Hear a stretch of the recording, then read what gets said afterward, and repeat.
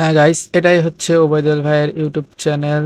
আর এত বড় চ্যানেল শুধুমাত্র একটা ভিডিও। তো চলো ওবায়দুল ভাইয়ের মুখ থেকে সবকিছু শুনি।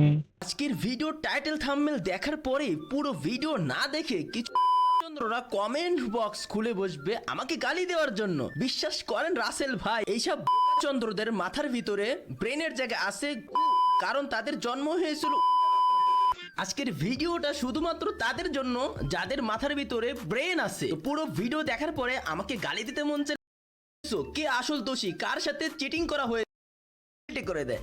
তো আমি তো ভাবছিলাম আর এই ইউটিউবে কখনো ফিরে আসবোই না, কিন্তু তোমরা যে ভালোবাসা দেখাচ্ছ আমি না ফিরে আসতে পারতেছি না। আর কিছু মানুষ আমার সাথে মির্জাফরি করতেছে, তাদের কথা আমি কমেন্টে না বলে চলে যাব, এটাও হয় না। তো আমি ফ্রি ফায়ার কমেন্টে থাকবো নাকি চলে যাব, এটা ডিপেন্ড করবে হচ্ছে তোমাদের উপরে। তো এই ভিডিওর মধ্যে সবকিছু ক্লিয়ার করবো, তারপরে তোমাদের মতামত অবশ্যই কমেন্ট করে জানাবা এই কমেন্টে আমি থাকবো নাকি চলে যাব। তো তোমরা আর বেশি দেরি না করে ভিডিওতে লাইক করে করা ছাড়া দেখতে হবে, না হলে কিন্তু তোমরা বুঝবা না। যেহেতু এই ভিডিওর টপিকটা এক কথায় বলতে গেলে একদিকে বাংলাদেশ টপ অন প্রান্তদাতা, অন্যদিকে আমি একা। একদিকে হইতে পারে ভিডিও টপ অন স্কোয়াডের ফুল আর্মি, আর অন্যদিকে হতে পারে আমি।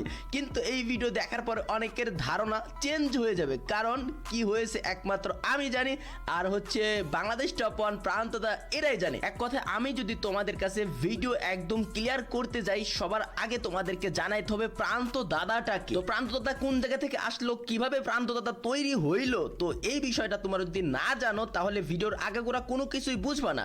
আর আমি এই ভিডিওর ভিতর সত্য বলবো, এই প্রান্তদাতার সাথে পরিচয় আমার হচ্ছে আরো 3 থেকে 4 বছর আগে, যখন আমরা র্যাঙ্ক পুশ করতাম এমনি অন্য একটা স্কোয়াডে, বিডি টপ অন স্কোয়াডে। ওই সময় এখনো আমি আসি নাই। তো ওইখান থেকে আমার পরিচয় প্রান্তদাতার। যখন আমি রাতে গেম খেলতাম, তোমাদের প্রান্তদাতাও রাতে গেম খেলতো। তো ওইখান থেকে পরিচয় হওয়ার পরে হুট করে এক সময় প্রান্তদা আমার আইডি খেলার জন্য চলে আসে। তো ওই সিজনে মেবি আমার আইডি ছিল রিজন টপ 4-এ বা 5-এ। তারপরের সিজনে আমি বাংলাদেশ টপ অন স্কোয়াডে চলে আসি। তো প্রান্তদাতা প্রথম দিন খেলার পরে সে বাংলাদেশ টপ অন স্কোয়াড আর খেলবেই না, আমাকে সরাসরি বলতেছিল যে দরকার হয় আপনার আইডি আমি খেলবো না, তাও এই বাংলাদেশ টপ অন স্কোয়াডে আমি খেলবো না। তো আমি অনেক বুঝাই, এমনকি বাংলাদেশ টপ অন নিজেও বুঝায়, বোঝানোর পরে সে বাংলাদেশ টপ অন স্কোয়াডে খেলতে থাকে। তো বাংলাদেশ টপ অন স্কোয়াডের সাথে পরিচয় করাই দিছে কে, আমি ওবায়দুল ভাই। তো তারপরে আমরা সামনের দিকে আগাই। তো প্রান্তদা এমন একটা প্লেয়ার ছিল যে ওই সময় থেকে প্রান্তদার পারফরমেন্স ছিল পুরাই আগুন। তো প্রান্তদার পারফরমেন্স দেখে একজন ব্যক্তি প্রান্তদাকে 50,000 টাকার মতো অফারও করছে, তারপরে প্রান্তদা আমার কাছ থেকে যায় নাই। তো প্রান্তদার ডিভাইস যখন নর্মাল হয়ে যায়, মানে একদম লো হয়ে যায়, খেলার মতো পরিস্থিতি ছিল না, তো আমি ডিসিশন নিয়ে কি করি, তোমাদের এই প্রান্তদাকে আমি নিচে পিসি বানাই দিই। তো আমি পিসি বানাই দেওয়ার পরে প্রান্তদা পিসতে শিফট হওয়ার চেষ্টা করে, 1-2 মাস এরকম কন্টিনিউ করে, তারপরে তার পিসটা রুম থেকে চুরি হয়ে যায়। কেননা সে থাকতো ম্যাচে, তার রুমমেট চুরি করে নিয়ে পিসি বিক্রি করে দেয়। একটা পিসি বানাইতে বা কিনতে কত টাকা খরচ পড়ে সবাই মোটামুটি ধারণা আছে। তো যাই হোক, পিসি যখন চুরি হয়ে যায় কি আর করার, ওই পিসটা আনার অনেক চেষ্টা করা হয়, তো আর হয় না। তো প্রান্তদার ডিভাইসও নর্মাল, পিসিও নাই, তো ফোন কেনা দরকার এখন। তো আমি আবারও 30 থেকে 40,000 টাকার বাজেট এরকম করি যে একটা ফোন নিব। তো প্রান্তদা ঢাকাতে আসে ফোন নেওয়ার জন্য, হুট করে আমি ডিসিশন না, এই ডিভাইসে প্রান্তদা ভালো পারফরমেন্স করতে পারবে না। প্রান্তদাদের যে গেম পেলে একটা ভালো গেমিং ফোন প্রয়োজন, গেমিং ফোন হাতে তুলে দিলে প্রান্তদা আগুন হয়ে যাবে, একদম আগুন। তো প্রান্তদাকে আমি ডিসিশন হুট করে নিয়ে ফেলে যে Asus ROG 6 নিয়ে দেবো। ওই টাইমে Asus ROG 6 এর দাম কেমন ছিল তোমরা সবাই মোটামুটি জানোই, তো টাকার অ্যামাউন্টগুলো আমি না বলি। তো যাই হোক, নতুন ফোন একদম Asus ROG 6 যখন কিনতে যায়, ওই টাইমে একটা ঘটনা ঘটে, অত বিস্তারিত না বলি তোমাদেরকে আমি। তো আমি তোমাদের বট ভাই মানে বাংলাদেশ টপ অনের কাছে 5,000 টাকা হাওলা আসতেছিলাম, মানে শর্ট পড়ছিল, যেহেতু আমার বাজেট ছিল 30-40, ওইখানে 80 পার হয়ে যাচ্ছে। তো তোমাদের বাংলাদেশ টপ অন বলে না, তার কাছে নাকি ছিল না। যাই হোক, ওইখান থেকে আমরা ফোন টোন নিয়ে দিই। তো ফোন ফাইনালি প্রান্ত দাদার হাতে চলে আসে। প্রান্ত দাদার হাতে এই ফোন আসার পরে প্রান্ত দাদা হয়ে যায় একাই 4 জনের সমান, মানে স্কোয়াড পুরাই তখন আগুন হয়ে যায়। তখন কিন্তু প্রান্ত দাদার টুর্নামেন্ট কোনো কিছুই খেলতো না, শুধু র্যাঙ্ক খেলতো। প্রান্ত দাদার পারফরমেন্স এতটাই ভালো ছিল যে বাংলাদেশ টপ ওয়ান টুর্নামেন্টের জন্য প্রান্ত দাদাকে অফার করে। তো আস্তে আস্তে বাংলাদেশ টপ ওয়ানের সাথে টুর্নামেন্টও খেলে। তো এইখানে আরো কিছু কথা তোমাদেরকে বলা প্রয়োজন। আমি যখন বাংলাদেশে গেছিলাম, তো প্রান্ত দাদাকে নিয়ে বিভিন্ন জায়গায় ঘুরছি। তো এক কথায় প্রান্ত দাদাকে নিয়ে যত যা করার আমি করি। প্রান্তদাকে আমার ছোট ভাইয়ের মতো বলি, ইভেন কি যারা আমার সাবস্ক্রাইবাররা আসো, আসলে আমি উবাইদুল ভাই নাকি প্রান্ত দাদা, তোমরা কিন্তু এই বিষয়টা কনফিউজ হয়ে যাইতা, ঠিক আছে?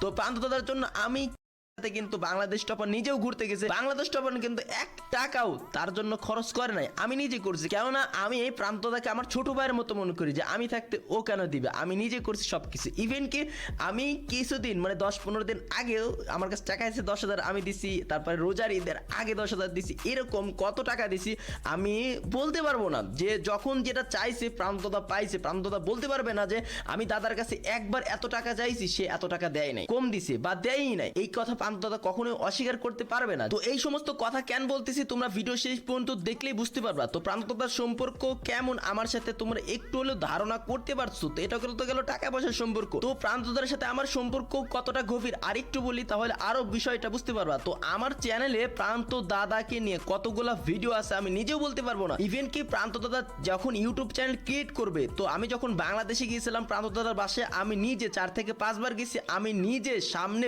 বসায়া প্রান্ত দাদাকে ভিডিও এডিট করানো শিখাইছি। তো ইভেন কি প্রান্ত দাদার চ্যানেল আছে, চ্যানেলের ভিতরে যে কয়টা ভিডিও আপলোড দেওয়া আছে, প্রথম যে এটা ভিডিওটা বানাইছে ওই ভিডিওর মধ্যে কি ঘটনা ঘটছে জানো তোমরা? আমি একটা শব্দ বলছি, ওই শব্দটা প্রান্ত দাদা বলছে, তারপরে এইভাবে করে ফুল একটা ভিডিও রেডি করা হয়েছে। প্রত্যেকটা শব্দ আমার মুখ দিয়ে আগে বলছি, তারপরে প্রান্ত দাদার মুখ দিয়ে প্রান্ত দাদা বলছি। কেননা সে ভয়েস লাগায় ভিডিও আপলোড কখনো করেই নাই, কখনো শেখার চেষ্টাও করে নাই। আর এই প্রান্ত দাদার চ্যানেলের প্রত্যেকটা ভিডিওর মিমস কোন জায়গায় অ্যাড করতে হবে সবাই চেনো। আমি নিজে রাত জেগে বসে থেকে RSK ফিলিকারের সাথে খেলতো দেখে তুমি তাকে টুর্নামেন্ট তার সাথে নিয়ে খেলছো।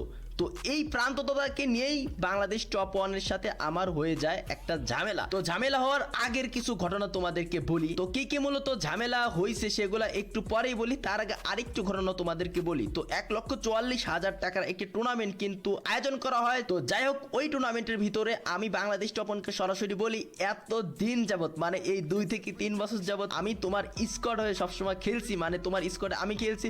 তো আমি চাই জাস্ট এই একটা টুর্নামেন্ট তুমি আমার স্কোয়াডে খেলো, মানে সব সেম থাকবে, শুধু স্কোয়াডের যে স্লট নাম থাকে এই নামটা চেঞ্জ থাকবে। তো বাংলাদেশ টপ 1 সরাসরি না করে দেয়, কয় না এটা তো পসিবল না, এটা হবে না, এটা কিভাবে হয়। আমি জাস্ট একটা টুর্নামেন্টের কথা বলছিলাম, বাংলাদেশ টপ 1 সরাসরি না করে দেয়। তো বাংলাদেশ টপ 1 তখন নিজেই বলে তাহলে তুমি একটা স্লট নাও, স্লট নিয়ে এইখানে খেলো। তখন আমি বলি আমি তাহলে একটা স্কোয়াড বানাই আমি তাহলে আলাদা স্লটে খেলি। তো এই টুর্নামেন্টে কিন্তু আমি প্রান্ত দাদাকে অবশ্যই আমার সাথেই রাখবো, প্রান্ত দাদাকে কিন্তু তোমার সাথে আমি দিচ্ছি না। তো বাংলাদেশ বলো ঠিক আছে তোমার প্রান্ত দাদাকে তুমি রাখো, প্রবলেম নাই। তো এই টুর্নামেন্টে আমি স্কোয়াড বানাই হচ্ছে নাবিল, প্রান্ত দাদা, মেহেদি প্রাইম আর হচ্ছে নাবিল একটা প্লেয়ার নিয়ে আমরা স্কোয়াড বানাই। যখন নাবিলকে আমি স্কোয়াড নিই, তো রাত আমাকে বলে নাবিলকে তুমি কেন নিছো, নাবিল তো এই টুর্নামেন্ট খেলতে পারবে না, ক্রিয়েটর ছাড়া, মানে ক্রিয়েটর ছাড়া পিসি অ্যালাউ না, এই কারণে নাবিল খেলতে পারবে না। তখন আমি রাতকে বলি যদি আলিফ তোমার এখানে খেলতে পারে তো নাবিল আমার এখানে খেলতে পারবে না কেন, কি প্রবলেম, একটা পিসি তো খেলবে, তোমার ওখানে একটা পিসি, আমার এখানে একটা পিসি খেলবে। বললে না এইখানে ক্রিয়েটর তুমি, এই কারণে তুমি খেলতে পারবে পিসি হিসেবে, নাবিল খেলতে পারবে না। তোমরা একটা বিষয় লক্ষ্য করো, দুই স্কোয়াডে কিন্তু দুইটাই পিসি প্লেয়ার, নাবিলও পিসি প্লেয়ার, আলিফও পিসি প্লেয়ার। নাবিল এইখানে খেলতে পারবে না আমার স্কোয়াডে, আর রাতের স্কোয়াডে আলিফ খেলতে পারবে। কেন খেলতে পারবে? আলিফ ক্রিয়েটর, নাবিল ক্রিয়েটর না, এই কারণে আমি তখন রাতকে বলি আলিফ খেলতে পারবে কিভাবে, বলে যে আলিফের নামে স্লট নেওয়া হয়, এই কারণে আলিফ এই সব টুর্নামেন্ট খেলতে পারে। আমি তখন রাতকে বলি আলিফের নামে যদি স্লট নেওয়া হয় তাই টুর্নামেন্টের ভিতরে স্লটের যে লোগো ব্যানার সব কিছু থাকে, তোমার চ্যানেলের কেন থাকে? তো এইখানে আলিফের কেন থাকে না? আলিফের নামে যদি স্লট নাও তাহলে আলিফের লোগো ব্যানার সবকিছু আলিফের থাকতে হবে, তোমার নেই, ঠিক আছে? আমি আফুজ আর প্রান্ত দাদাকে নিয়ে ইভেন কি এই লাইন আপ নিয়ে কিন্তু কয়েকটা টুর্নামেন্টে তোমরা খেলা দেখতে পারছো। তোমরা দেখার পরে বলতেছিল যে প্রান্ত দাদা বেইমানি করছে, প্রান্ত না, এত কিছু আমি প্রান্ততার জন্য করছি, এটা আমি গর্ব করে বলতে পারি। আমাদের সম্পর্কটা এমনই ছিল, মাঝখানে রাত এসে ঢুকা পড়লো। রাত কয়েকটা দিন প্রান্ত দাদাকে কলে ডাকে, রাত 12টার দিকে কলে ডাকে, সকাল 5টা পর্যন্ত প্রান্ত দাদাকে কলে রাখে, এইটা বুঝায় ওইটা বুঝায়, লাস্ট পর্যন্ত প্রান্ত দাদাকে রাত নিজে বলে, রাত নিজে সরাসরি প্রান্ত দাদাকে বলে তুমি যদি উবাইদুল ভাই স্কোয়াডে খেলো তাহলে তোমার সাথে আমি সম্পর্ক ক্লোজ করে দেবো, তোমার সাথে কোনো সম্পর্ক থাকবে না। ইভেন কি এই কথা আমার পরে আমার স্কোরে যদি প্রান্ত দাদা খেলে তো প্রান্ত লাগে ভাই আমি পুরো ভেঙে পড়ি, এরা কি করে আমার সাথে সম্পর্ক ক্লোজ করে দিয়ে তাদের মতো তারা স্কোর বানাচ্ছে, আমি এখন কিছুই না। ওকে, আমি এই স্কোরে কোনো কিছুই করি না ভাই, 2-3 বছর যাবত আমি এই স্কোরে কোনো কিছুই করি না, তারা আমার সাথে সম্পর্ক ক্লোজ কে আমি সরাসরি প্রান্ত দাদাকে বলি যে তুমি যদি আমার স্কোর ছেড়ে চলে যাও, আমাকে ছেড়ে চলে যাও, আমি তোমার সাথে সম্পর্ক ক্লোজ করে দেবো। ইভেনকে আমি এই কথা বলি যে তুমি আমাকে ছেড়ে চলে যাচ্ছ কার কাছে, রাদের কাছে, রাদের সাথেও আমি সম্পর্ক ক্লোজ করে দেব। তো প্রাণত দা আমাকে কি বলে জবাবে জানো, যে আপনি যদি সম্পর্ক ক্লোজ করে দেন দিবেন, তাতে আমার কোনো কিছু যায় আসে না, সে রাদের ওইখানেই খেলবে। এই কথা শোনার পরে আমি আর কোনো কিছু করি না, রাতকে ব্লক মারা দিই, প্রান্ত দাদাকে ব্লক মারা দিই। আমার এতটাই খারাপ লাগে যে আমার চ্যানেলের সব কমিউনিটি পোস্ট আমি ডিলিট করে দিই, সব ভিডিও প্রাইভেট করে দিই, যে আমি আর কমিটি থাকবোই না ভাই। আমি কাদেরকে ভাই মানতাম, আমার ভিতরে এতটাই কষ্ট লাগে যে আমি বিশ্বাস করো ভাই, আমি প্রান্তর জন্য এত কিছু করছি, আমি অন্য দিক স্যাক্রিফাইস করে করছি। তো আর কি বলার, তোমাদের কাছে একটা বিচার আমি দিয়ে যাই, আসলে প্রান্ত দাদা কি আমার প্লেয়ার? তোমরা তো দেখে আসছো প্রান্ত দাদা এতদিন কার আইডি খেলছে। প্রান্ত দাদার প্রতি হক আমার নাকি রাতের ছিল? তোমরা কমেন্ট বক্স খোলা আছে, অবশ্যই কমেন্ট করে জানাবা আসলে প্রান্ত দাদার প্রতি হকটা কার ভাই। হ্যাঁ, তো যাচ্ছে কার কাছে তো জানো, আমি যে স্কট বানাইছিলাম মেহেদি প্রাইম, মাহফুজ, প্রান্ত দাদা আর হিমনকে নিয়ে, শুধু হিমন ব্যতীত 3টা প্লেয়ারকেই রাত নিজে নিয়ে গেছে।